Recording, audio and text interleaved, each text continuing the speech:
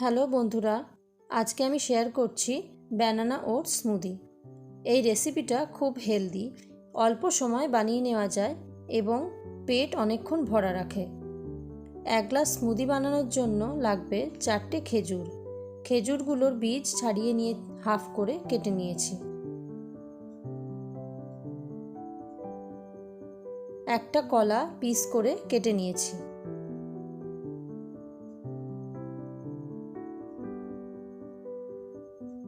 আর কয়েকটা আমন্ড টুকরো করে নিয়েছি। এরপর একটা পাত্রের মধ্যে বড় চামচের 4 চামচ প্লেন ওটস নিয়েছি।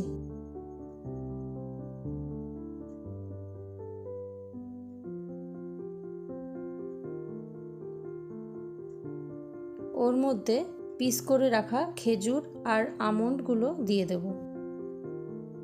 এরপর দেব রুম টেম্পারেচারে রাখা 250 ml দুধ।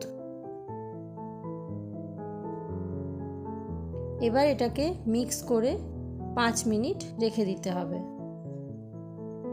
এখানে তোমরা ফুল ফ্যাট মিল্ক অথবা লো ফ্যাট মিল্ক ব্যবহার করতে পারো।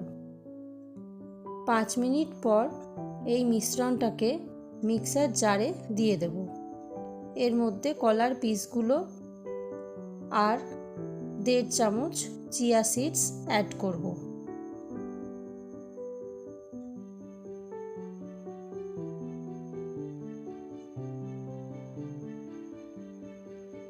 এরপর এটা মিক্সারে দিয়ে স্মুথ পেস্ট বানিয়ে নেব। এখানে কনসিস্টেন্সিটা ঠিক এরকমই হবে।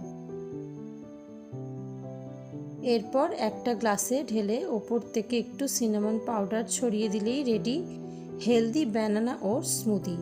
তোমরাও ট্রাই করে জানিও কেমন লাগলো। দেখা হচ্ছে পরের ভিডিওতে নতুন রেসিপি নিয়ে।